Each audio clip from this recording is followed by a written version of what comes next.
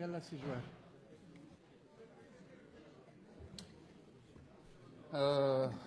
سيدنا السلام عليكم.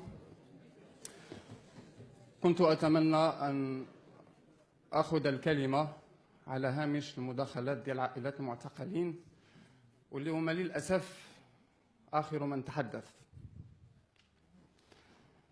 اللي انتم أصلا دايرين عليهم هادشي في الجلسة السابقة هم آخر من تحدث.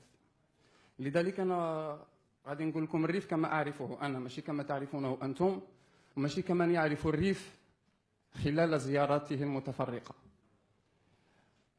أنا عندي 100 صديق في السجن،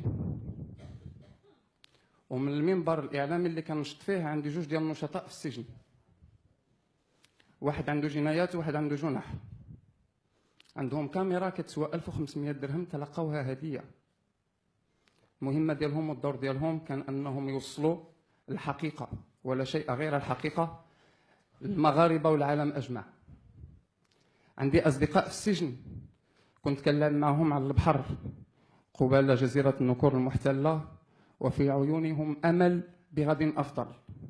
كنت كنتظر أنه يجي واحد النهار يعيط عليهم صاحب الجلالة ويعطيهم وسام الواحد، لأنه إن كان في هذا البلد من يخاف عليه فإن ذيك 180 ويزيد اللي خرجوا حاملين قلوبهم على أكفافهم، هذوك هما الأبطال الحقيقيين، هذوك هما بناة الوطن ماشي الانفصاليين.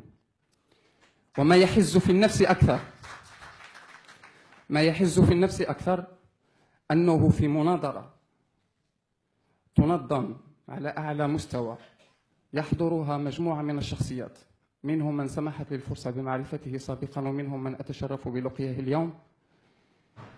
كان المفروض أننا نكون طرف في الحل ماشي طرف في المشكل، إنما على نفس الطاولة جلس طرف المشكل الذي أباح دم الريفيين واستباحهم. عمري فينساو أنه أمناء الأحزاب المشكلة الأغلبية طلعت على التلفزيون وخونتهم جملة وتفصيلا. لغدا قالوا حاشا لله،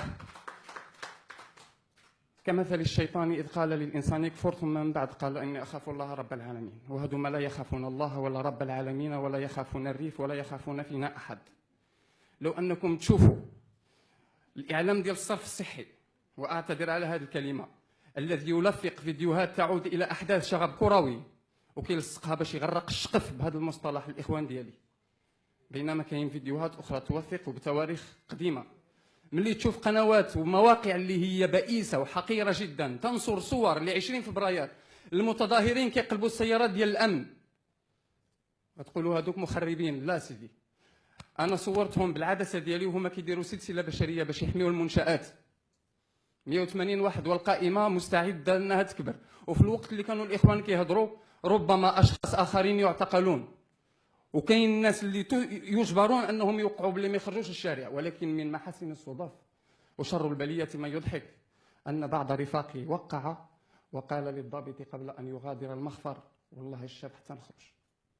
الحرية للمعتقلين إذا كان شي حل، إذا كان هناك عقلاء، كان المفروض أن العقلاء ديالنا ينبريوا لنا منذ 7 أشهر ملي كانت المصيبة يلاه كتبدا. حنا اللي قتلنا محسن كاملين. عندنا واحد الأغنية في الريف كتقول وكين غين محسن وما زلت المحكمة. حنا اللي قتلنا محسن.